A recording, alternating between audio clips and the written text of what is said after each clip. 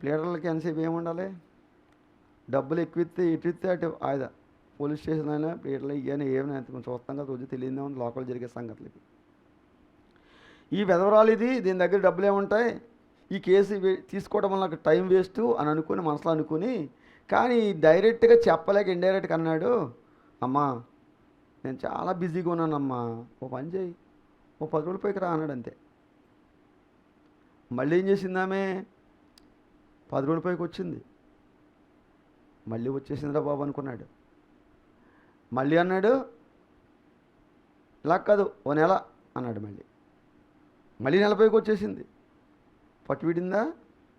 వెళ్ళదు.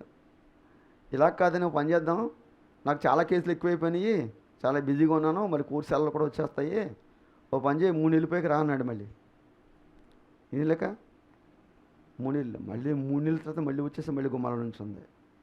ఇప్పుడు ఈ దీనురాలకి పేదవాళ్ళకి డబ్బున్నవాడు, హోదా ఉన్నవాడు, పదవి ఉన్నవాడు, జ్ఞానవంతుడైనటువంటి అతను భయపడుతున్నాడు. ఇప్పుడు 4వ వచ్చేవాడికి అన్నాడు, ఒరే బాబు మళ్ళీ వచ్చేసిందని దండ పెడతానంటే గుమ్మస్తాను అన్నాడు అనమాట. రెడ్డి గారు లేరు, ఒక 5 నెలలు వెళ్ళిపోయింది రమ్మరని చెప్పు అని చెప్పేసి ఇంట్లో దాక్కున్నాడు. ఎవరికి? న్యాయవాది దాక్కున్నాడు, దీనురాలకి దాక్కున్నాడు, భయపడ్డాడు. అంతే. ఇంకా 4వసారి, ఇంకా 5వసారి ఆక్కోకుండా నీకు నీ ప్రతిపాదికి నేను న్యాయం తీర్చేస్తానమ్మా అన్నాడు. తీర్చేశాడు. అంటే పట్టు విడకుండా మనము కూడా దేవుని దగ్గర పదే పదే పదే పదే పదే పదే వినాడకుండా మనం ప్రార్థన చేస్తే ఖచ్చితంగా ఆ సమస్య పరిష్కారం అవుతుందా అవదంటారా? ఖచ్చితంగా అవుతుంది. ప్రార్థన వల్ల అన్ని సమస్తం సాధ్యం. కనుక కొన్నిసార్లు ఏంటంటే ఊహించినటువంటి రీతిగా ఒక్కోసారేమో వెంటనే అవుతుంది, పనులు అవుతాయి ప్రార్థనకి. కొన్నిసార్లు ప్రార్థన వల్ల కొన్ని పనులు ఆలస్యంగా అవుతాయి. కొన్నిసార్లు ఎలా ఉంటుందంటే ఊహించిన దానికన్నా ఎక్కువ కుదురుతుంది. ఊహించిన దానికన్నా మనం దేవునికి, నాయన మరి నాకు చిన్న ఉద్యోగం దయచేయని ప్రార్థన చేస్తాం అనుకోండి, చిన్న ఉద్యోగం, నాకు 10,000 రూపాయలు జీతం అయితే చాలు, నా భార్య బిడ్డలు పెంచుకుని తండ్రి అని దేవుని దగ్గర ఎవరైనా ఒక వ్యక్తి ప్రార్థన చేశాడు అనుకోండి, కాసేపు అనుకుందాం. ఆయనకి 1,00,000 రూపాయలు ఉద్యోగం వచ్చింది అనుకోండి, ఎంత ఆశ్చర్యం, ఎంత సంతోషం. అంటే ఎప్పుడు అతను ఊహించలేదు అలాగా. ఏంటి, నాకు 1,00,000 రూపాయలు వచ్చే ఉద్యోగం వస్తాను, జీతం వచ్చే ఉద్యోగం వస్తాను ఎప్పుడు ఊహించలేదు. కానీ 10,000 రూపాయలే కోరుకున్నాడు.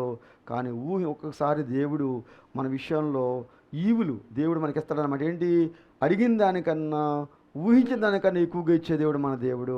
కాబట్టి మనం అడగాలి. చూడండి, అక్కడ వాక్యం చూపిస్తాను. 2వ కొరింథీయులకు రాసిన పత్రిక 12వ అధ్యాయము 8-9 వచనాలు ఒకసారి చదువుకుందాం. 2వ కొరింథీయులకు రాసిన పత్రిక 12వ అధ్యాయము 8-9 వచనాలు. 2వ కొరింథీయులకు రాసిన పత్రిక. అది నా యొద్ద నుండి తొలగిపోవాలని దాని విషయమై మారు ప్రభువుని వేడుకొంటిని, అందుకు నా కృప నీకు చాలును, బలహీనత యందు నా శక్తి పరిపూర్ణమవుచున్నదని ఆయన నాతో చెప్పాను. దేవునికి స్తోత్రం. ఇక్కడ ఏంటంటే మనకి ఎలా వస్తుంది చెప్పండి రిజల్ట్? ప్రార్థన వల్ల ఊహించిన దానికన్నా అధికముగా వస్తుంది. అధికముగా ఈ మాట ఎక్కడ ఉందంటే ఎపిసి రాసిన పత్రిక చూడండి. ఎపిసి రాసిన పత్రిక 3:20 కావాలి చూడండి. 3:20 ఎపిసి 3:20లో ఉంటుంది మాట. మనలో కార్యసాధకమైన తన శక్తి చొప్పున మనము అడుగు వాటన్నిటికంటేను ఊహించు వాటన్నిటికంటేను అత్యధికముగా చేయ శక్తి గల దేవునికి క్రీస్తు యేసు దేవునికి స్తోత్రం. అంటే అధికముగా ఇచ్చేటువంటి దేవుడు మన దేవుడు. ఊహించిన దానికన్నా అడిగిన దానికన్నా ఎక్కువగా ఇస్తాడంట. ఒక్కోసారి అలా ఉంటుంది. ఒక్కోసారి మనకి ఎలా ఉంటుందంటే ప్రార్థనకి రిప్లై రాదు. ఏం రాదు? రిప్లై రాదు. ప్రార్థనకి జవాబు రాదు. రాబడిన గల కారణం ఏంటంటే దేవుడు నువ్వంటే శత్రువని కానీ, లేకపోతే నువ్వంటే నా కొడుకు కుమారుడు అని కాదు, కానీ నీ మేలు కోరే ఆయన ఆపుతాడు. ఏంటంట? నీ మేలు కోరే కొన్ని. అందుకని మనం ఒకసారి ప్రార్థనకి రిప్లై రాకపోతే మనం ఏం చేయాలి? కంగారు పడకూడదు, బాధపడకూడదు. కానీ మనం ఏం చేయాలి? ఇలాగ ఆగిందంటే ఏదో ఏంటనమాట, దీని వెనక ఏదో మేలు మనకి దాగి ఉంది. మనం ప్రార్థన చేసి అలసిపోతాం, అయ్యయ్యో ప్రభువుని అడిగాం, ఇది కొనుక్కుందాం, ఇది కొనుక్కుందాం, ఇది కొనుక్కుందాం, ఇది చేసుకుందాం అని. అనుకుంటూ ఉంటాం. తర్వాత అది ఆగిపోయినప్పుడు మనం బాధపడతాం, అయ్యయ్యో దేవుడు నాకు ఇచ్చాడు కదే, నాకు ఇవ్వలేదే, నేను అడిగాను కదా దేవుడు నాకు ఇవ్వకోకుండా వేరేళ్ళకి ఇచ్చేశాడు అని మనం బాధపడుతూ ఉంటాం. అలాగే ఆగిందంటే దాని అర్థం ఏంటి? అర్థమేంటి తెలుసా మీకు? ఏంటి అర్థం అంటే మనకి దాని వెనక ఏదో మర్మం ఉందని. ఇప్పుడు ఇక్కడ పౌలు గారి విషయంలో ఏమైందంటే భిన్నం అంటే ప్రార్థనకు అనుకూలంగా లేకుండా వ్యతిరేకతగా వచ్చింది. ప్రార్థనకి రిప్లై రాలేదు. ఆయన అనుకుంటున్నాడు, ఇందా చదువుకున్న వాక్యాలు చూడండి, ఎంత చదువుకున్నాం కదా, మొదటి 2 కొరింథీయులకు రాసిన పత్రిక 12 వచనాల్లో పౌలు గారు అంతా చెప్పుకున్నాం కదా, పౌలు గారు చాలా అద్భుత కార్యాలు చేశాడు, విశేషమైన అద్భుతాలు చేశాడు. ఆయన ముట్టుకుంటే స్వస్థ అయిపోతుంది, ఆయన ముట్టుకుంటే ఇలా జరుగుతుంది, చేతిగుడ్లు పట్టుకొస్తే స్వస్థ అయిపోతుంది. అపోస్తలుల కార్యాల్లో మనకి మాటలు కనపడతాయి. 19వ అధ్యాయంలో 11వ వచనంలో మరి పౌలు గారి గురించి చక్కని మాటలు అక్కడ చెప్పారు. ఏంటంటే ఆయన ముట్టుకున్న చేతిగుడ్లు ముట్టుకున్నా కూడా ఏమైపోయింది? స్వస్థత కలిగింది. ఇన్ని అద్భుతాలు చేసినటువంటి ఆ దైవజనుడు ఒక చిన్న సమస్యతో బాధపడుతున్నాడట. ఏంటంట? చిన్న సమస్యతోటి, చిన్న వ్యాధితోటి బాధపడుతున్నాడు. మరి అందరికీ స్వస్థ అవుతుంది, మరి ఈయనకి ఎందుకు జబ్బు వచ్చింది అని చాలామంది అనుకుంటూ ఉంటారు కదా. మనం అందరం ఎవరమైనా మనుషులమా దేవుళ్ళమా? సేవకుడైనా ప్రవక్త అయినా ఒక గొప్పోడైనా మానవుడే. మనం మట్టి తింటున్నాం, అన్నమే తింటున్నాం తప్ప ఇంకేం బంగారం తింటలేదు కదా. అందరం మనుషులమే. మానవ శరీర సంబంధంగా ఖచ్చితంగా బలహీనతలు పరిపాడై వస్తూ ఉంటాయి, పోతూ ఉంటాయి. ఇప్పుడు ఈయనకి అద్భుతాలు చేస్తున్నాడు, స్వస్థపడుతున్నాడు, అనేక మంది బాగు చేస్తున్నాడు. ఒక బలహీనత వచ్చింది, చాలా ఇబ్బంది పడుతున్నాడు. దేవునికి ప్రార్థన చేస్తున్నాడు. అంటే ఏమని?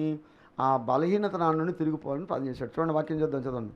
అది నా యొద్ద నుండి తొలగిపోవాలని, అది నా యొద్ద నుండి తొలగిపోవాలనని, దాని విషయమై ముమ్మారు ప్రభువును వేడుకొంటిని. అందుకు నా కృప నీకు చాలును. చాలు. అబ్బాయి ముళ్ళు అలాగ ఉండాలి. ఏముండాలి? ఆ ముళ్ళు ఎందుకు చెప్పాడంటే పౌలు గారు విషయంలో మనం చూస్తే ఆయన ఒక గొప్ప వ్యక్తిగా, దైవ సంభూతుడిగా, దేవుడిగా, ఇంకా లుస్త్రా అనే ప్రాంతంలో అపోస్తలుల 14 అధ్యాయం చెప్తూ ఉంటుంది అనమాట.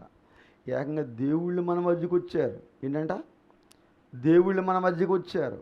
వాళ్ళని మనం దండలేసి ఆహ్వానించాలి, బలి అర్పణలు చేయాలి, వీళ్ళే దేవుళ్ళు అన్నట్టుగా వాళ్ళు ఏం చేస్తున్నారంటే ఈ పౌలు గారిని కొలుస్తూ ఉన్నారు, పౌలు గారిని అభిమానం చూపిస్తూ ఉన్నారు. ఆయన బట్టలు చెప్పుకుని బయటకు వచ్చిన, అయ్యలారా మేము మీలాంటి మనుషులమే, మమ్మల్ని దేవుడిగా భావించకండి, మేము మీ సేవకులు, మీ మనుషులము అని వాళ్ళ దగ్గరికి వచ్చి ప్రాధాయపడుతున్నాడు. ఒక విధంగా చెప్పాలంటే ఆయనకు గొప్ప శక్తివంతుడైన దైవజనులు. ఈ దినాల్లో చాలామంది దైవజనులు కూడా 14-15 అయ్యలారా మీరెందుకు ఇలాగు చేయుచున్నారు? మేము కూడా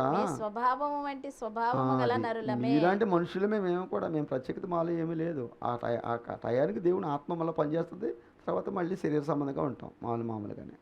కాబట్టి మమ్మల్ని ఎలా చేయొద్దని బ్రతిమాడుకున్నాడు. అందుకని ఇప్పుడు ఏమైందంటే ఆటోమేటిక్గా చూడండి, ఏ వ్యక్తికైనా మనం నువ్వు గొప్పవాడివి, నువ్వు మంచోడివి, లేకపోతే నువ్వు ఇలాంటి వాడివి, అసలు దేవుడు ఎందుకు, నీలోనే దేవుడు కనపడుతున్నాడు అన్నాం అనుకోండి, ఈ వ్యక్తినైనా, ఆ వ్యక్తి ఏమైపోతాడు? పైకి లెగిసిపోతాడు ఇక కదా. అవును కదా. ఎప్పుడైతే పైకి లెగిసిపోయా మనకి ఏమొచ్చేస్తుంది? గర్వం వచ్చేస్తుంది. అది లెగిసిపోవడం అనేది గర్వం. ఏంటి? గర్వము. అందుకనే పౌలు గారు ఈ మాట చెప్తున్నాడు అనమాట. ఏమని? నేను అత్యధికముగా హెచ్చిపోకుండు నిమిత్తము. చూడండి మాట చూద్దాం, చూడండి వాక్యంతో చూస్తాను. 2 కొరింథీయులకు రాసిన పత్రిక 12వ అధ్యాయంలో ఉంటుంది మాట చూడండి. 12వ అధ్యాయంలో నేను అత్యధికముగా హెచ్చిపోకుండు నిమిత్తము నాకు కలిగిన ప్రత్యక్షతలు బహు విశేషముగా ఉన్నందున నేను అత్యధికముగా హెచ్చిపోకుండు నిమిత్తము నాకు శరీరములో ఒక ముళ్ళు నేను అత్యధికముగా హెచ్చిపోకుండు నిమిత్తము నన్ను నలగొట్టుటకు సాతాను యొక్క దూతగా ఉంచబడెను. అదండి. ఓ పక్కనేమో స్వస్థత చేస్తున్నాడు, ఓ పక్కనేమో సాతాను వచ్చి ఏం చేసింది? ముళ్ళులాగా లోపల దూరింది. దాన్ని అన్నాడు, నువ్వేం చేయకు, ఆ పనే చెయ్యి. ఏంటి? కొంచెం గాయం రేపుతూ ఉండి అంతే, అలాగా బాధ కలగాలి. ఈ బాధ లేకపోతే దొరుకుతాడే మరి? దొరకడం. అదే అనమాట. సాతాను దూతగా ఆ ముళ్ళందరూ పెట్టాడంట. మరి ముళ్ళు పెట్టినోడు ఎవరు? ఆయన. మరి ఆ ముళ్ళు ఎవరు తీయాలి? దేవుడే తీయాలి. అందుకని ఇప్పుడు ఆ ముళ్ళు పెట్టాడంట, ఆ ముళ్ళు గురించి దేవుని దగ్గర ప్రార్థన చేస్తాడంటే ప్రభా దేవుడు అన్నాడంట, నా కృప నీకు చాలు అన్నాడు. అంతే. నేను ఉన్నాను కదా, ఇంకెందుకు అలా ఉండండి అంటే కళ్ళెం అన్నమాట. కళ్ళెం తీసేస్తే గుర్రం ఏమవుతుంది? ఎగిరిపోద్ది, దొరకదు. ఆ కళ్ళెం అలా ఉండాలి అని దేవుడు ఆ ముళ్ళు పెట్టి. నిజమే, దేవుడు మన ఒక్కొక్కసారి మన జీవితంలో మరి కొన్ని పరీక్షలు పెడతామంటాడు. నేను కూడా 15 రోజులుగా బాధపడ్డాను. ఇప్పుడు నేను ఇబ్బంది పడలేనటువంటి వాడిని ఎందుకు ఇంత బాధపడ్డాను ఆలోచన చేస్తే నాకు తెలిసిన విషయం ఏంటంటే, ఆ పౌలు గారిలాగా నాకు కూడా చిన్న ముళ్ళు ఎందుకు పెట్టాడంటే, డిసెంబర్ కదా, నవంబరా బాబు, నవంబర్ నుంచి మానేసాం మనం. నవంబరు, జనవరి, 3 నెలలు, నవంబరు, డిసెంబరు, జనవరి 3 నెలలు టీవీ పరిచయం మానేశాను అంతే. మరి దేవుని పని అంటే దేవుని కోపం వస్తుందంట. ఇర్మియా గ్రంథం 48 అధ్యాయము 10వ వచనం చదివితే మీకు తెలుస్తుంది. దేవుని పనిని అశ్రద్ధగా చెయ్యువాడు శాపగ్రస్తుడు. మీరు రండి, రాకపోండి, వినండి, వినకపోండి, నా డ్యూటీ ఏంటంటే ఇక్కడ నిలబడి వాక్యం చెప్పాలంతే. జనమన్నా లేకపోయినా బాధ్యత అది. అవును కదా? మీరు ఎవరు వచ్చినా నాకు అనవసరం, ఎవరు మార్చినా నాకు అనవసరం, అది నా డ్యూటీ. అంటే నాకు ఇచ్చిన డ్యూటీని సరిగ్గా చేయకపోతే దేవుడు ఏం చేస్తాడు? పనిష్మెంట్ ఇస్తాడు. అది పనిష్మెంట్, అంతకే ఇంకేమీ కాదు. ప్రియదేవుని బిడ్డ, అప్పుడు నేను గ్రహించాను అనమాట. గ్రహించి సరే ఇంకా దేవుని పని మాత్రం మనం ఆపకూడదు ఏ పనైనా. ఎందుకంటే కొంచెం ఫైనాన్షియల్ ప్రాబ్లమ్స్ వస్తున్నాయి, అడ్జస్ట్మెంట్ అవ్వడం కొంచెం కష్టం అవుతుంది. అనుకో కొంత మన క్రిస్మస్ సీజన్ వల్ల అమౌంట్ ఎక్కువైంది, ఖర్చు ఎక్కువైంది, ఆర్థిక ఇబ్బందులు బట్టి ముందుకు వెళ్ళలేకపోయి ఇబ్బంది పడదు. అయినా అప్పు చేసినా సరే దేవుని పని చేసేయాలి, తప్పదు. ఎందుకంటే తర్వాత ఆయన చూసుకుంటాడు, ఆయన పంపిస్తాడు. ఆ తర్వాత దేవుడే మనకి ఇస్తాడనే ఉద్దేశంతో ఈ పరిచయాన్ని చేస్తాడని ముందుకు కొనసాగిస్తున్నాం. కనుక ఇక్కడ అంటాడు, ఒక్కొక్కసారి అంటే చూడండి, మనకి ఊహకంద రీతిగా భిన్నంగా ఉంటాయి. అంటే అడిగిన దానికి వ్యతిరేకత. దేవుని అడిగితే ఇవ్వకోకుండా మనకి ఏం చేస్తాడు? వ్యతిరేకత కనపరుస్తాడు, ఇవ్వకుండా ఉంటాడు అని. కనుక ఎందుకు ఇవ్వకున్నాడంటే అది మన మేలు కోరే దేవుడు అలా చేస్తాడు కదండి. ఓ పెళ్లి సంబంధం వచ్చిందనుకోండి, అబ్బాయి చాలా అందంగా ఉన్నాడు, బాగున్నాడు, కెర్లింగ్ హెయిర్ చాలా బాగున్నాడు, మంచి జాబ్ చేస్తున్నాడు, మంచి బాగుంది, సంబంధం వచ్చిందనుకోండి. ఆ సంబంధం వచ్చింది, పాపం తల్లిదండ్రులు, అమ్మాయి గారి తల్లిదండ్రులు ఎంత ఆశపడ్డారు పాపం. ఆ అబ్బాయిని చేసుకుందామని ప్లాన్లో ఉన్నారు. అలా చేసుకుందాం ప్లాన్లో ఉంటే ఈలోగా సంబంధం చెడిపోయింది. ఎంత ప్రార్థన చేశాము, సంబంధం వచ్చింది, ఆ సంబంధం చెడిపోయింది. దేవుడు మనకి ఏం చేశాడు? వచ్చిన సంబంధం పోగొట్టేశాడు అని అనుకొని మనం బాధ పెట్టుకోకూడదు. చెడిపోయింది అలా అనుకున్నారు, బాధపడ్డారు, కొన్ని రోజులు అన్నారు. తర్వాత తెలిసింది ఏంటంటే అబ్బాయికి హార్ట్ ప్రాబ్లం ఉందంట. ఏముందంట? Heart problem. అబ్బాయి చనిపోయాడు. ఈ వర్తమానం ఎవరికి వచ్చింది? ఈ పెళ్లి కూతురులకు వచ్చింది. ఇప్పుడు పెళ్లి కూతురు సంతోషపడతారా, ఆనందపడతారా? అమ్మాయి ఎంత గొప్ప దేవుడు నాయన. ముందేమన్నారు? దేవుడు అనేటువంటి చెయ్యండి, మనకి ప్రార్థన చేస్తే జపే కూడా అని దేవుని దూషించి మాట్లాడారు. కొన్ని రోజులు తెలిసింది ఎందుకు సంబంధం ఆగిపోయింది. నువ్వు చిక్కుల్లో పడకూడదని, నీ జీవితం పాడవకూడదని దేవుడు ఆపేశాడు అక్కడ. అంతే. వెంటనే రిప్లై తెలిసింది. వీళ్ళు ఆశ్చర్యపోయారు. ఏమనంటే నిజంగా దేవుడు అద్భుతాలు మా పక్షంగా చేశాడు. ఇప్పుడు ప్రార్థన చేయటం వాళ్ళు చూడండి, మేలే. ఏంటది? కీడే మేలే చెప్పండి. ముందేళ్ళు కీడనుకున్నారు, కానీ అది ఏమైంది? అది మన మేలు కొరకు ఆపుతాడు దేవుడు కొన్ని విషయాలు. అందుకనే మనం ఏం చేయాలంటే మనం ఎప్పుడు కూడా పాజిటివ్లో ఉండాలి తప్ప నెగిటివ్లో ఆలోచన మనం ఎప్పుడు కూడా చేయకూడదు. అందుకనే ప్రార్థన చేయాలి. ఇక చివరిగా నేను ముగించి చేస్తాను, సమయం అవుతుంది. ఈ దేవుని బిడ్డారా, చివరిగా మరి ఇప్పుడు దాకా మనము అడిగితే ఇస్తాడు, ప్రార్థన చేస్తే దేవుడు జవాబు ఇస్తాడని చెప్పుకుంటూ వచ్చాం. ప్రార్థన ఖచ్చితంగా దేవుడు రిప్లై ఇస్తాడు. అయితే 2 రాయితీలు ఉన్నాయి. అంటే రాయితీ అంటే అర్థం ఏంటి? మినహాయింపులు అంటారు దీన్ని. ఏంటారా? మినహాయింపులు అంటే అర్థం ఏంటంటే ఈ రెండు విషయాల్లో మాత్రము ప్రార్థనకి జవాబు రాదు. ఏంటిది? నువ్వు ఎంత మోకరించి ప్రార్థన చేసినా, ఉపవాసం ఉండి ప్రార్థన చేసినా, దీక్ష పూనేసినా లేకపోతే ఇంకో రీతిగా ప్రార్థన చేసినా, నువ్వు ఎంతో దీక్షగా 40 రోజులు ఉపవాసం ఉండి ప్రార్థన చేసినా నీకు రిప్లై రాదు. ఎప్పుడో తెలుసా మీకు? 2 మాటలు చెప్పి నేను తొందరగా ముగించేస్తాను చూడండి. మరి చాలామంది అనుకుంటారు దేవుడి మీద నేరం వేస్తూ ఉంటారు. ఏమని? ఎంత ప్రార్థన చేసామా, ఇన్ని కానుకలు ఇచ్చామా, ఇంత ఆర్పాటం చేసామా, దేవుడు మాకు ఏం చేశాడు అని అంటూ ఉంటారు. మరి దేవునికి మనం ఏం చేస్తాం అనే ప్రశ్న మనం వేసుకుంటామా? వేసుకోం. చూడనప్పుడు మనం దేవునికి ఎలా ఉన్నామనేది దేవుడు చాలా ప్రాముఖ్యమైన విషయాన్ని దేవుడు జ్ఞాపకం చేస్తున్నాడు. కీర్తన గ్రంథం తీయండి 66వ అధ్యాయము 18వ వచనంలో ఏమని రాయబడిందో ఒకసారి మనం చూద్దాం. చూడండి కీర్తన గ్రంథం 66వ అధ్యాయం 18వ వచనం. చదవమ్మా. నా హృదయములో నేను పాపమును లక్ష్యము చేసిన ఎడల ప్రభు నా మనవి వినకపోవును. నా మనవి వినకపోవును ఏంటంటారు? ఏం చెప్పాడు ఆయన? నేను హృదయములో పాపమును లక్ష్యము చేసిన ఎడల అంటే పాపం పట్ల ఆసక్తి కలిగి ఉండి ఇంకా పాపములు జీవితాన్ని జీవిస్తూ ఇంకా పాపాన్ని విడిచిపెట్టుకోకుండా, నా చెడు అలవాట్లను విడిచిపెట్టకుండా, నా వ్యసనాలను విడిచిపెట్టుకోకుండా, నేను మారుకోకుండా నా పాపాన్ని కలిగి ఉండి ప్రార్థన చేస్తే ఆ ప్రార్థనకి రిప్లై వస్తుంది రాదంటారా? వస్తుందండి? రాదు. మళ్ళీ చదవడం గట్టిగా చదవడం అన్నమాట. నా హృదయములో నేను పాపమును లక్ష్యము చేసిన ఎడల ప్రభు నా మనవి వినకపోవును. అది పాపం పట్ల నేను లక్ష్యం ఉంచితే కనుక ప్రభు నా మనవి వినడో. నువ్వెన్ని ప్రార్థనలు చేసినా, ఎన్ని చేసినా, సంవత్సరాలు చేసినా, సంవత్సరాల తరబడి చర్చి చుట్టూ తిరిగినా, ఉపవాసాల దీక్షలు చేసినా ఏమి ప్రయోజనం ఉండదో. ముందు నువ్వేం చేయాలి? నీ పాపాన్ని విడిచిపెట్టి ప్రార్థన చేయాలి.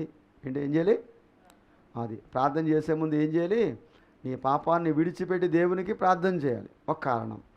రెండో కారణం ఏంటంటే, చాలామంది అభిప్రాయం ఏంటంటే, ఎక్కడికైనా ప్రార్థనకి వెళ్ళినా, ఎక్కడికి వెళ్ళినా ఒక విషయాన్ని గుర్తుపెట్టుకోవాలి. ప్రారంభము ఎంత ముఖ్యమో ముగింపు కూడా అంతే ముఖ్యం. ఎక్కడైనా మీటింగ్ జరిగేటప్పుడు లేదా స్వార్థ పడించేటప్పుడు ఎప్పుడైనా సరే కొన్ని నియమాలు ఉంటాయి. ఫస్ట్ స్టార్టింగ్ ఏంటంటే ప్రారంభ ప్రార్థన అంటారు. ప్రారంభ ప్రార్థన చేస్తారు. తర్వాత పాటలు అంటారు. యూత్ మెంబర్స్ అందరూ వచ్చి పాటలు పాడతారు, చక్కగా పాటలు పాడతారు. తర్వాత ప్రార్థనలకు అవకాశం ఇస్తారు. ఇంకా వేవే కార్యక్రమాలు ఉంటాయి. ఈ కార్యక్రమాలన్నింటిలో మనము పాలు పంచుకోవాలి. ఇంకా చాలా ప్రాముఖ్యమైన విషయంలోకి వస్తారు. ఆ కార్యం ఏమంటారు? అబ్బాయి, ఇప్పుడు మనందరం ఇంతవరకు పాటలు పాడాం, ప్రార్థన చేసాం, అన్నీ చేసాము, కానీ ఇప్పుడు చాలా ప్రాముఖ్యమైన విషయంలోకి మనం వచ్చాము అంటారు. ఏంటి ఆ ప్రాముఖ్యమైన విషయం అమ్మా? గుర్తుందా మీ అందరికీ? వాక్యం. ఇప్పుడు చాలామంది అభిప్రాయం ఏంటంటే, ఇక్కడికి వచ్చేవాళ్ళు ఇక్కడికే కాదు, స్వస్థ ప్రార్థనకు వచ్చేవాళ్ళు ఎక్కడికి వాళ్ళు అయినా సరే, ఇప్పుడు ఎవరో మన పాస్టర్ గారు పాలకులకు ఆయన వస్తున్నారు, ఆయన దగ్గరికి వెళ్ళినా ఎక్కడికి వెళ్ళినా ఆఖరిని వెళ్తారండి అందరూ. ఎందుకని? ఆ పాటలు మనకెందుకు, ఆ గొడవ మనకెందుకు, ఇది మనకెందుకు, అది మనకెందుకు? మనకు కావాల్సింది ఏంటి? ఏం కావాలి? స్వస్థత కావాలి. ఏం కావాలి? ఆ రోగం పోవాలి, దెయ్యం పోవాలి, వ్యాధి పోవాలి, అంతే తప్ప మనకెందుకు? నూనె వెళ్ళిపోతారు. దేవుడు ఏమంటున్నాడంటే, చూడండి వాక్యం చూపిస్తాను. చూడలేదని మాట. సామెతల గ్రంథం 28వ అధ్యాయం 9వ వచనం చూద్దాం. చూడండి సామెతలు 28:9 వచనం ఒకసారి చూద్దాం. 28వ అధ్యాయం 9వ వచనం. 28వ అధ్యాయం 9వ వచనం. ధర్మశాస్త్రం వినబడకుండా, ఈ మాట బాగా గుర్తుపెట్టుకోండి, ధర్మశాస్త్రము వినబడకుండా చెవిని తొలగించుకుని వాని ప్రార్థన హేయము. అంటే దేవుని వాక్యము చెవులోకి వెళ్ళకోకుండా, వినకోకుండా నువ్వు మామూలుగా ఎంత ప్రార్థన చేసినా దేవుడు వినడం.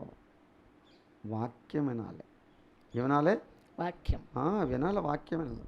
వాక్యము హృదయాలను మారుస్తుంది. బండబారిన హృదయాలను పగలగొడుతుంది. దుర్మార్గులు సైతం మారుస్తుంది వాక్యం. ఒక ఆయన ఇలాగే దొంగతనం చేస్తున్నాడంట. దొంగతనం చేసి రోజులు గడుపుకుంటున్నాడు. చిన్న చిన్న దొంగతనం కానీ పెద్ద పెద్ద దొంగతనాలు అయిపోయినాయి. అలా అయిపోతుంటే రోజులు గడిచిపోతున్నాయి. మొత్తం మీద ఏదో రోజు తప్పదు కదా, మరి పడిపోతాం బయట.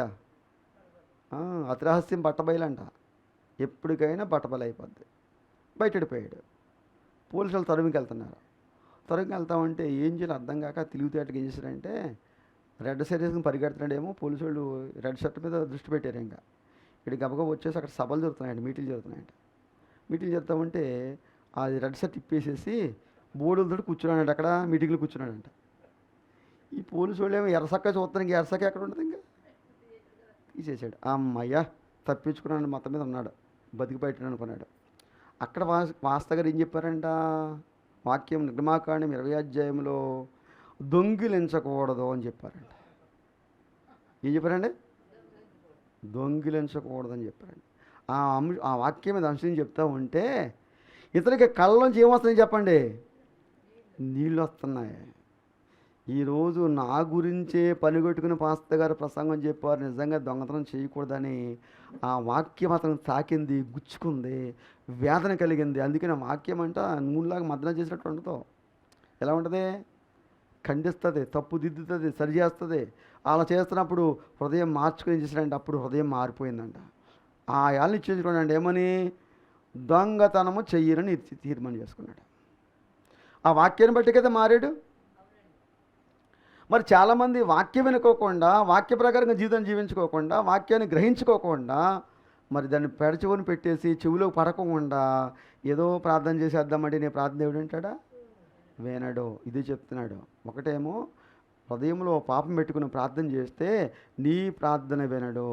ఒకవేళ ఇంకో మాట చెప్పాడు, వాక్యము వినకోకుండా నువ్వు ప్రార్థన చేస్తే దేవుడు ఆ ప్రార్థనకి ఏమివ్వడు చెప్పండి? జవాబు ఇవ్వడు. కనుక మనము పాపాన్ని తీసేసి దేవుని దగ్గర ప్రార్థన చేసుకుందాం, వాక్యాన్ని విందాం.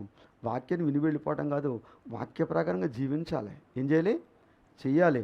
దేవుడినితో మాట్లాడతాడు, దేవుడు నిన్ను గద్దిస్తాడు, దేవుడు బుద్ధి చెప్తాడు. ఆ సరి చేసుకోవాలి. ఆ మార్పిచ్చేది దేవుడే. ఆ వాక్యాన్ని బట్టి ఏం చేస్తాడు చెప్పండి? మార్పిచ్చి దేవుడు. అందుకని రక్షణ ప్రణాళిక ఎవరి చిత్తం? అది దేవుని చిత్తం. మనం రమ్మంటే ఎవరు రారండి. ఆ మాట హృదయంలోకి వెళ్ళగానే వాళ్ళు ఏమొస్తారంటే మారు మనసు వస్తుంది. ఎంతమంది దొంగలు, ఎంతమంది కూనీకోరులు, ఎంతమంది దుర్మార్గులు, ఎంతమంది హేయమైన కార్యాలు చేసిన వాళ్ళు బోళ్ళంత మంది మార్చబడి ఈ రోజున దేవుని సేవ చేస్తున్నారంటే దేవుని వాక్యమే. ఏంటది? వాక్యం. అందుకని మనం వాక్యాన్ని కలిగి ఉండాలి, కలిగి ఉండి ప్రార్థన చేయాలి. పాపాన్ని విడిచిపెట్టి ఏం చేయాలి? ప్రార్థన చేయాలి. అప్పుడు నీ ప్రార్థన ఆయన ఆలకిస్తాడు. అందుకని ప్రార్థన ఆలకించి వాడవుతాడు. నీ ప్రార్థనకి ఏమిస్తాడు చెప్పండి? ఆయన జవాబు వేస్తాడు. లేకపోతే నీకు రిప్లై రాదు. నువ్వు ఎంత ప్రార్థన చేసినా, ఎంత అద్భుత కార్యాలు చేసి దైవజనుడి నుంచి ప్రార్థన చేసినా మనం తిప్పలు పడతాం. ఈ రెండు విషయాలు సరి చేసుకోకుండా మనం ఎక్కడ పడితే అక్కడికి వెళ్ళి ప్రార్థన చేయించుకుంటూ ఉంటాం. ఈయన పెద్ద అభిషేకమైన దైవజనుడు, ఆయన చేస్తాడు కరెక్టే, ఆయన మంచివాడు, ఆయన కరెక్ట్ అయిన మనిషే, ఆయన అభిషేకం ఉన్నవాడు కరెక్టే. కానీ ఆ అభిషేకం నీ మీదకి రావాలంటే నీలో ఉన్న పాపం ఏం చేస్తుంది? రాకుండా అడ్డుకుంటుంది. నిష్ప్రయోజనమే. అలాగే నీవు వాక్యం వినలేదు, దేవునికి హృదయం ఇవ్వలేదు, కఠినపరచబడిన హృదయము, బండబారిన హృదయము, మన ఆదివారం చెప్పాను మాటలో, అది చదును చేయబడలేదు. ఆ బండబారిన హృదయాన్ని పగలగొట్టేది ఏంటి తెలుసా? వాక్యమే. ఏంటి? వాక్యం. అందుకని వాక్యం ఎందుకు తెలుసా? సుత్తి లాంటిది. సుత్తి ఎందుకు ఏం చేస్తుంది చెప్పండి? బండను పగలగొడుతుంది సుత్తి. కనుక ఆ వాక్యము వినాలి, ఆ వాక్యం కలిగి ఉండాలి, ఆ వాక్యాన్ని వినడానికి మనము సిద్ధపడాలి. అందుకని మనం ఏం చేయాలంటే ఒక ప్రోగ్రాం మనం నడిపిస్తున్నప్పుడు ఎర్లీ టైంకి రావాలి. ప్రారంభం మొదలుకొని ముగింపు దాకా ఉంటే దేవుడు, ఎందుకంటే మన అందరం దేవుడు హృదయాలు చూస్తాడు. మనం ఏ ఉద్దేశంతో వచ్చామో, ఎలా వచ్చామో, ఏ విధంగా వచ్చామనేది నేను చెప్పకుండానే దేవుడు మన హృదయాలు, అందరి హృదయాలు ఏం చేస్తున్నాడు? పరిశీలన చేస్తున్నాడు. కాబట్టి అట్లీతిగా మనం దేవునికి ఏం చేయాలంటే ప్రార్థన చేయాలి. నిత్యము ప్రార్థన చేయండి, విసుక్కోకుండా ప్రార్థన చేయండి, మరి ఎల్లప్పుడూ ప్రార్థన చేయండి. మీ ఖాళీగా ఉన్నప్పుడు సమయంలో ప్రార్థన చేసుకోండి, ప్రభువుని అడగండి.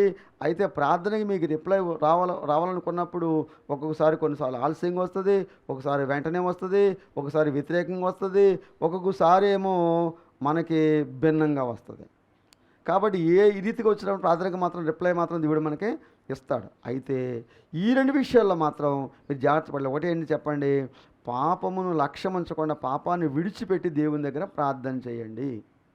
అదే 119 దావీదు కీర్తనలో కూడా ఇదే మాట చెప్పాడు. ఏమనంటే, నేను పాపము చేయకుండా ఉండాలంటే నీ వాక్యము నా హృదయంలో చూడండి. మనం పాపము లేకుండా చేయకుండా ఉండాలంటే ముందు వాక్యం ఉండాలి. వాక్యం మనలో ఉంటే పాపం చేయలేం. ఇప్పుడు నేను వచ్చి ఎవడైనా దొంగతనం చేద్దాం రా, 2 లక్షలు వస్తాయంటే నటి వెళ్దాం అన్నాడు అనుకోండి, వెళ్తానా? వెళ్ళను. నువ్వు కోటి ఇచ్చినా రాను. ఎందుకని? నా హృదయం వాక్యంతో నింపబడింది. లోకాశలోకి వెళ్ళడానికి అవకాశం లేదు. అలాగే ముందు వాక్యంతో నింపబడాలి. అందుకని వాక్యాన్ని వినాలి, వాక్యానికి ప్రాధాన్యత, అందుకే అంత ప్రాధాన్యత ఇస్తారు. ఇప్పుడు దేవుని బిడ్డారా, వాక్యాన్ని వినండి, ఆ పెడచోని పెట్టకండి, ఆ నిర్లక్ష్య స్వభావాలు తీసేయండి. ఎందుకంటే వాక్యం వినకుండా ప్రార్థన చేసుకుంటే ప్రయోజనం లేదు కదా. కనుక వాక్యం వినండి, ఆ వాక్యం మీ జీవితంలో మారుస్తుంది. ఇంకొక విషయం తెలుసా? వాక్యము ద్వారా కూడా స్వస్థత ఉన్నది. ఏముంది? వాక్యం ద్వారా ఏముంది? స్వస్థత ఉన్నది. చూడండి, ఇశ్రాయేలు కష్టాలు ఉన్నప్పుడు దేవుడు తన వాక్కును పంపి వాళ్ళని స్వస్థపరిచాడు. వాక్యం అనగానే వాక్కు. 107 దావీదు కీర్తనలో ఈ మాటలు మీకు కనపడతాయి. దేవుడు వాక్కును పంపి స్వస్థపరిచాడు. అంటే వాక్యం ద్వారా కూడా మనకు స్వస్థత కలుగుతుంది. స్వస్థ ప్రార్థనే కాదండి, వాక్యము ద్వారా కూడా మనకు స్వస్థత కలుగుతుంది. అందుకని వాక్యానికి మనం ప్రాధాన్యత ఇవ్వాలి, ప్రార్థన కూడా మనం ప్రాధాన్యత ఇవ్వాలి. అందుకని వాక్యము వెనుకోకుండా చెవు మూసుకున్నటువంటి వాడి విషయంలో ప్రార్థన హేయం అన్నాడు. అంటే ఆయన ఆ ప్రార్థనకి ఇష్టమైంది కాదు అన్నాడు. అది ఒకవేళ పాపము లక్ష్యముంచినట్లయితే ఆ ప్రార్థన నాకు ఏంటంటే ఇష్టము కాదు, ఆ ప్రార్థన వినను అన్నాడు. ప్రార్థనకి రిప్లై రాదు. కనుక ప్రార్థనకి జవాబు రావాలంటే ఈ రెండు విషయాలు మనం దృష్టిలో పెట్టుకొని మరి చక్కని జీవితాన్ని జీవించడానికి సిద్ధపడదాం. దేవుడు ఈ మాటలను దేవుడు దీవించి ఆస్వాదించునుగాక. ఆమె చిన్న ప్రార్థన చేసుకుందాం. పరిశుద్ధుడా, శక్తిమంతుడా, సర్వోన్నతుడా, జీవం కలిగిన తండ్రి, యేసు మీకు వందనాలు నాయన. ఇంతవరకు ఈ అమూల్యమైన సందేశాన్ని మాకు వినిపించినందుకు నీకు స్తోత్రాలు. మంచి ఆత్మీయంగా మమ్మల్ని బలపరిచినందుకు నీకు స్తోత్రాలు. అనేక మంది దీవుని పొందడానికి కృప చూపించండి. మరి ఎంతమంది బిడ్డలు అయితే వింటున్నారో వాళ్ళందరికీ స్వస్థత కలిగించండి. అనేక మంది బిడ్డలకు మేలు చేయండి, నీ దీవెన దయచేయండి.